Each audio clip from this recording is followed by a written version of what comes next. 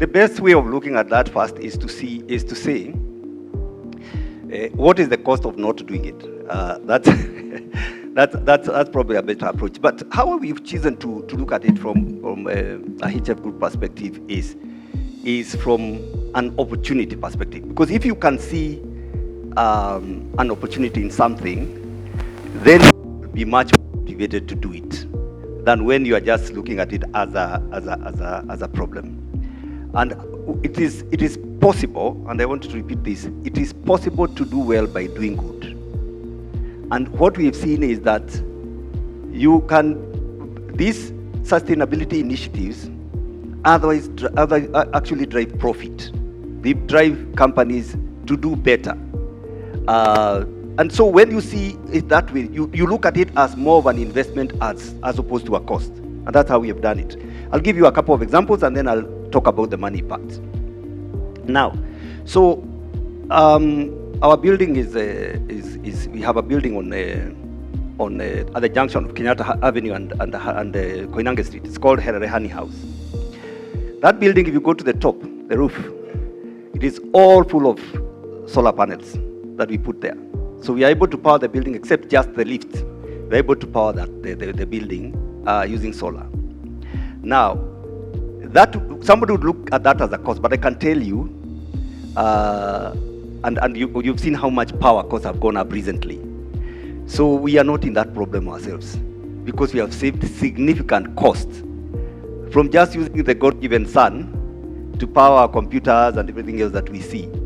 So if you look at it as an opportunity, you then can begin to make the steps that are required to move forward. Now, it's a catch-22. Let me come to the money. It's a catch-22.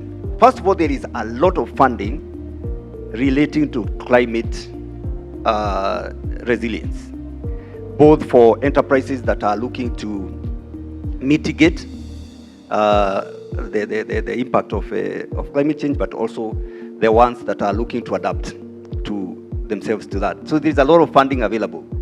But how the world works, it works on that you have to pay to start first before somebody can come in and back you up. And so what I've seen businesses do that have been successful is you just start somewhere. Don't get how do you say? Don't get challenged or don't get overwhelmed by the words and all that. Just start somewhere. And when you start somewhere, say, let me give you an example. For instance, say you are running a school. A school has a lot of wastewater. How do you then recycle that water and reuse it for watering the plants? You have done your part. If you are running a hospital, what is the impact of a hospital on the local environment? And how can you make a case for reuse of what you have in the hospital? Now, so there is funding available. There is funding available in organizations, and I've seen people who have been able to source significant amounts of money to fund their enterprises. But it comes after you have already demonstrated that you have started, you've moved your way towards sustainability. But also, sustainability has to do with creating efficiency. It's not even just a cost issue. It could be just a reduction of waste. Reduction of waste does not cost. You can actually decide that I'm going to reduce this waste that I was using, even just recycling of paper, recycling of paper. You have saved some trees. And it costs nothing to do that. So there's a view that it just has to cost. Even just looking at your own internal processes, what processes are wasteful, what trips are unnecessary. Even just that way, you're still playing your role in sustainability.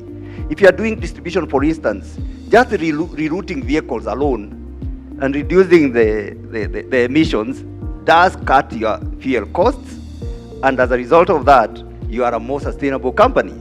So it doesn't mean that you must spend money, but if you need to spend money, I can tell you from our own experience that the resultant savings are well worth it. Yeah, that's what I can say.